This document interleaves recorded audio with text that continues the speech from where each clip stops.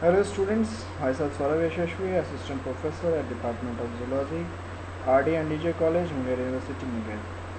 So in my last lecture I have told you about the nuclear receptor, and I have told you that these nuclear receptors are responsible for the ligand binding, especially those which are the ligands which directly enters into the cell, especially the steroid hormones that which directly enters into the cell, and they bind to the intracellular receptors or the nuclear receptors through which they act and binds to the DNA and initiates the process of transcription. So today we will be discussing about that how these nuclear receptors are related to the binding of the steroid hormones and how they enter into the nucleus and they initiates the process of transcription. So we have already talked about the steroid hormones, how they are synthesized in the cells, how they are being converted from cholesterol to different steroids, and now we will be looking into that how this, what is the mechanism of action of these steroid hormones, that how they are transported to the nucleus, how they stimulate transcription, and then we will look into what are their biological effects, how they initiates the biological effects, and how do we define them. So basically when we start with this, we should know about the functionality, and we should know about some introductory part of the steroid hormones and their mechanism of action.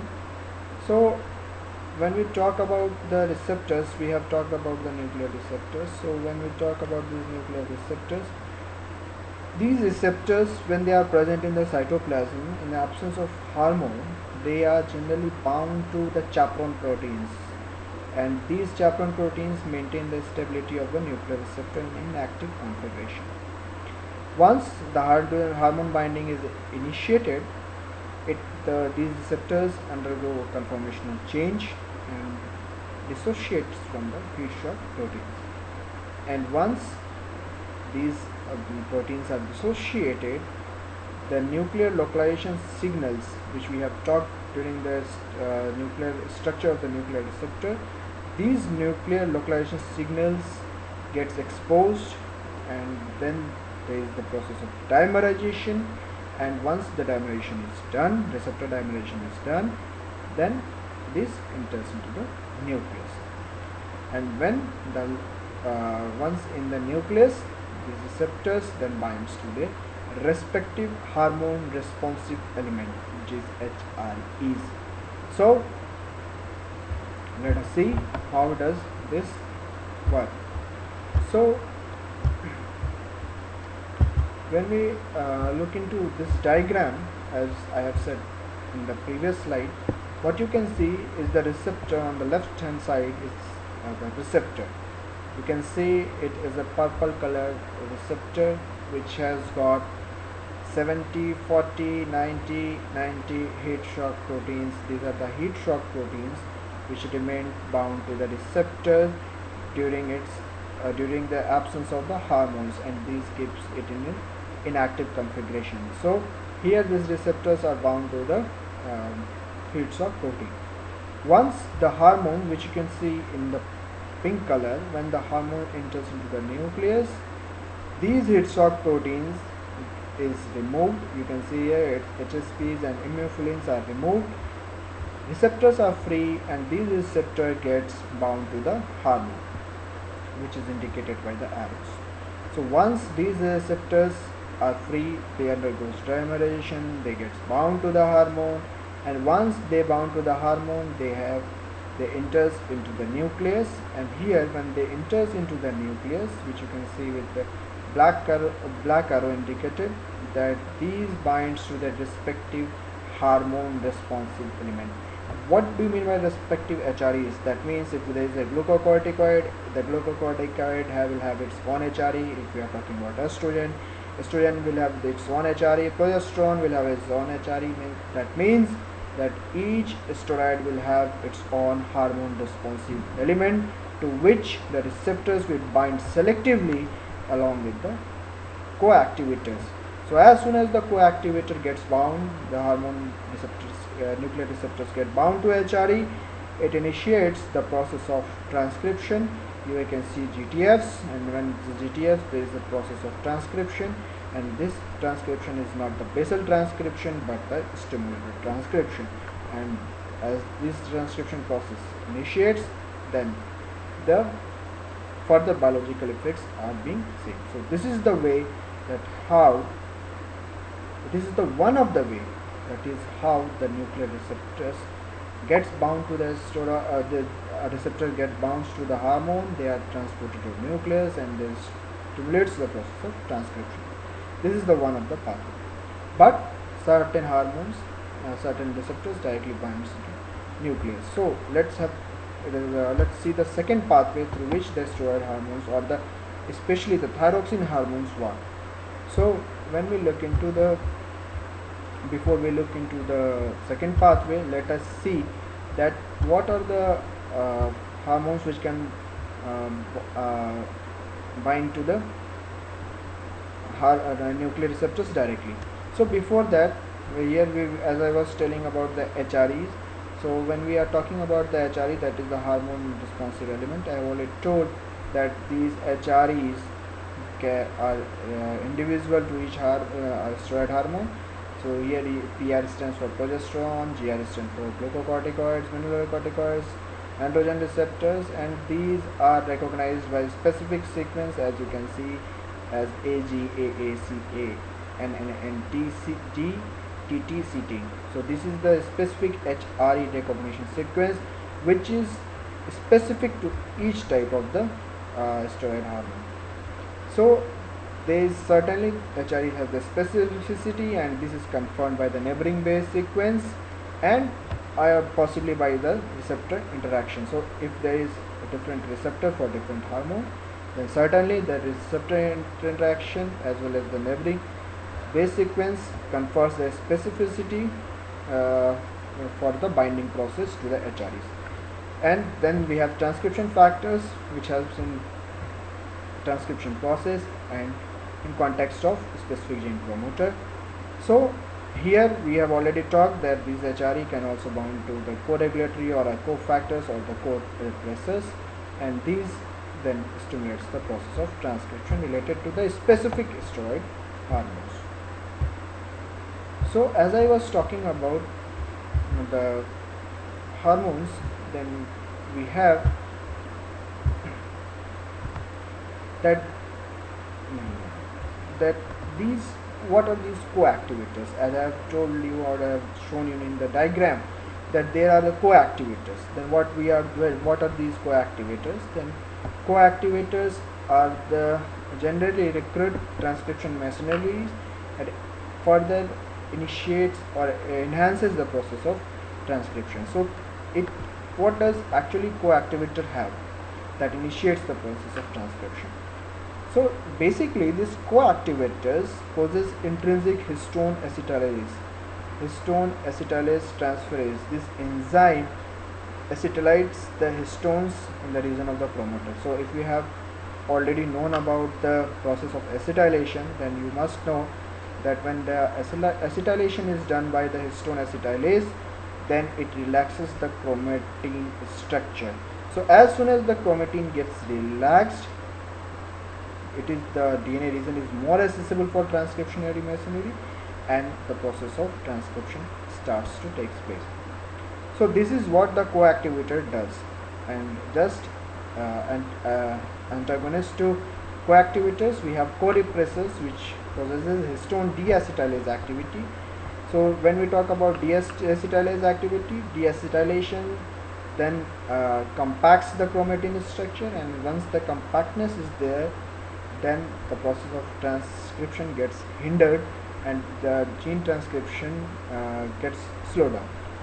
So these co-activators or co-repressors are very important, and the process of transcriptional activation and repression pathways are introduced in the same cell concomitantly by these coactivators and the repressors.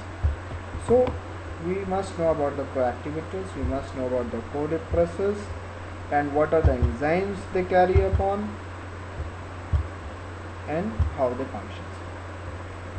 So here you can see that once these uh, so receptor some of the hormones we was talking earlier, that there is another pathway also. When I was talking about one pathway, I generally told you that receptors are generally bound to the HSPs, and these HSPs are then, or immunophilins, get dissociated.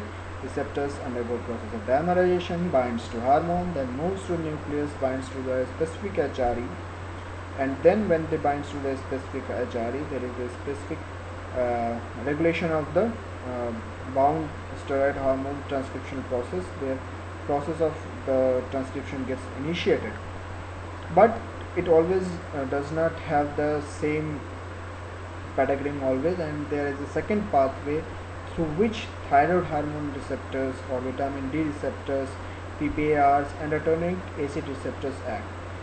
So for these hormones, retinoic acids or the thyroid hormones or vitamin D receptors, so these receptors are always in the nucleus and exchange co-repressors with co-activators on hormone binding. So when we talk about, we will take an example of thyroid hormone receptors. If we talk about thyroid hormone receptors, it is usually bound as heterodimer with retinoic acid receptor, and in absence of thyroid hormone, this recruits a co-repressor, and this co-repressor, as I have talked earlier, recruits histone deacetylase activity, which represses the transcriptional process. So when we look into the diagram,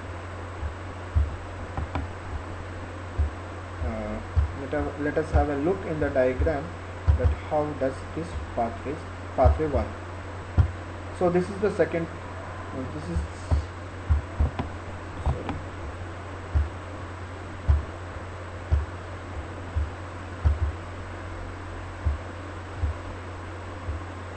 so yes, this is the second pathway which I was talking about. So you can here see that you can see here that the hormone, I'm sorry, there is a glitch, technical glitch, and I think I should rectify it.